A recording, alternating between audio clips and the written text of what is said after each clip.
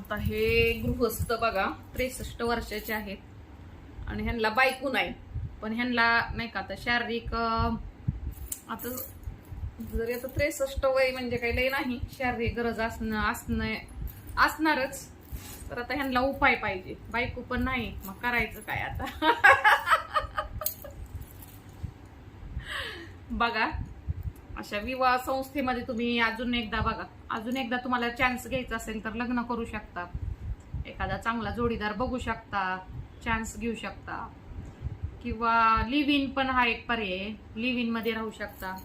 एखादी मैत्रीण बघू शकता, मैत्रीण वगैरे करा, जिला सहाऱ्याची गरज आहे तिची मैत्रीण काही ती मित्र बना.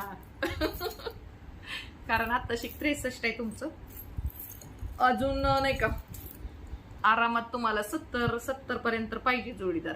ओके, आवडल्यास लाईक करा. Bye bye. कसा वाटलं?